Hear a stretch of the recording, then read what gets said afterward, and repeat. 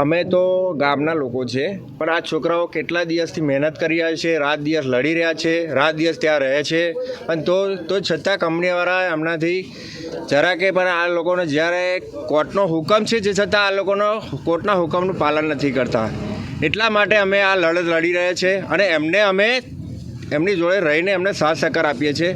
અમારી જમીનો 60-70% જમીનો ગઈ છે, તે છતાં આ લોકો અમારું કોઈ પણ માગણી આ લોકો સ્વીકારતા નથી અને અમારી જોડે અન્યાય કરી રહ્યા છે. એટલા માટે અમે આ લડત લડી રહ્યા છીએ. મારું નામ સોલંકી ધર્મેન્દ્રભાઈ બુધાભાઈ.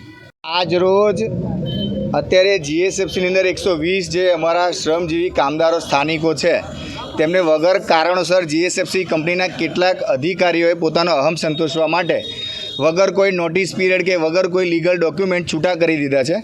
એના સમર્થનની અંદર સમસ્ત દશરથની પ્રજા, દુકાનદારો, સ્થાનિકો, વડીલોએ અમને ભરપૂર સહયોગ આપ્યો છે, જેના લીધે તમે જોઈ શકો છો કે આખી દશરથની દુકાનોથી લઈને સ્વયંભૂ બંધ તમને દેખવા મળે છે. અને એ બધા જ આખું દશરથથી લઈને આજુબાજુના 6 ગામના સરપંચથી લઈને બધા સ્થાનિક રહીશો આ છોકરાઓને ન્યાય આપવા માટે બધા સાથે આવેલા છે. છોકરાઓ છેલ્લા 1 મહિનો અને 10 દિવસથી ગાંધી ચિંધ્યા માર્ગે ધરણા પર બેઠેલા છે.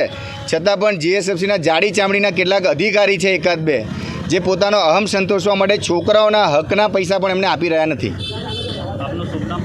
મારું નામ વિજયસિંહ સોલંકી.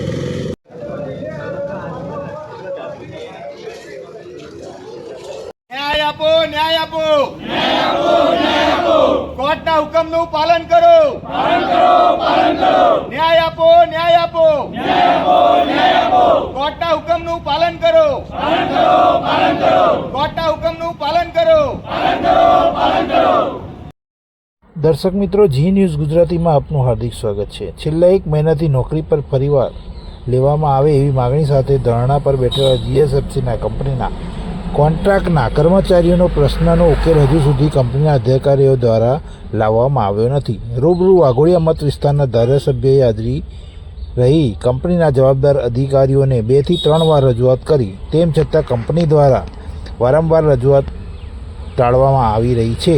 પોતાના અંગત અહમને કારણે જીએસએફસીના અધિકારીઓને આ પ્રશ્ન ઉકેલવામાં કોઈ રસ દાખવતા નથી. દશરથ અને તેની આસપાસના આવેલા 10 ગામના સ્થાનિક કર્મચારીઓને 5 વર્ષ ઉપરાંત સમય પહેલાં કાઢી મૂકવી પરપ્રાંતિયોની ભરતી કરવામાં આવે છે. સ્થાનિક લોકોના રોજગારના અને પડતા મૂકવામાં આવેલા કર્મચારીઓને સમર્થનમાં દશરથ ગામ આજરોજ 23/9/2025ના રોજ બપોરથી વેપાર ધંધા બંધ કરી સંપૂર્ણ બંધ પાડ્યો હતો અને કંપનીની અન્યાયી રીતભાત સાથે ગ્રામજનોનો પ્રશ્ન ઉકેલ ના આવે ત્યાં સુધી જોરદાર લડત આપશે. અંદાજિત 12,000ની વસ્તી ધરાવતું ગામ સંપૂર્ણ બંધ પાડ્યું છે.